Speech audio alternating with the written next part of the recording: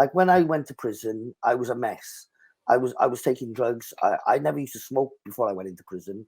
Never smoked a cigarette. Never mind anything else. I got to Long Lartin in 1989. I was introduced to a bit of cannabis. You know, I didn't even know what cannabis was. I was so naive. And then I started with coke, and then I started on other things. You know, the amphetamines. In jail, openly available in jail.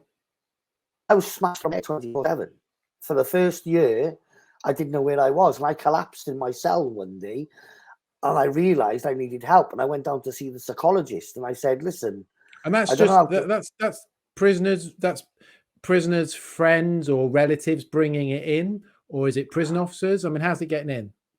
Well, you know, I done a book on prisons called Prisons Exposed, and in there there's a number of prison officers who used to bring their drugs.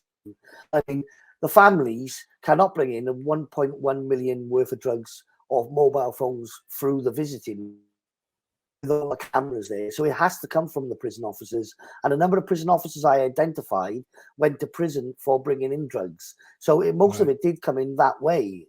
Definitely. It wasn't the families, although the families and the prisoners' families get the blame all the time. So available, whilst you were in jail, available in there was cocaine, cannabis, what else? Well, you could basically get whatever you wanted. You could basically get whatever you wanted. You know, what's the currency in jail? How's that work? Well, in the old days, it was like phone cards or tobacco, you know, things like that.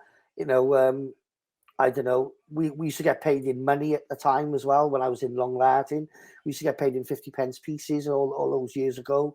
You're only allowed so much in your possession at one time, but you could use that. And what was the benefit for the prison officers? So, I mean, they're giving it presumably to somebody who's the big cheese inside.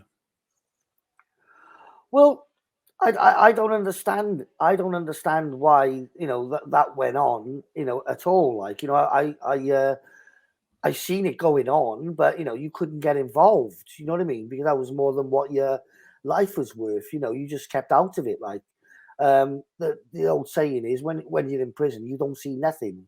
You know, I mean, I seen a couple of murders. So was this a racket being run by a big cheese within the jail that had prison officers at their beck and call, or was it the prison officers were providing it for inmates because they were getting some kind of kickback? How did that system work?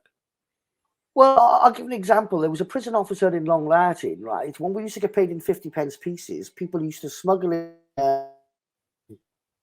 money and then change it up. But he used to change it up. If you give me a £10 note, I'll give you £7 in 50p pieces. And he was making £3 a time on the tenner.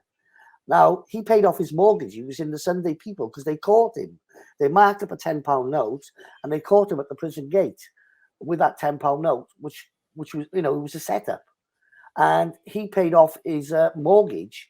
And although he lost his job, he was never charged with anything. Yet there's a number of prison officers like that who do things. It's just, how do you catch them?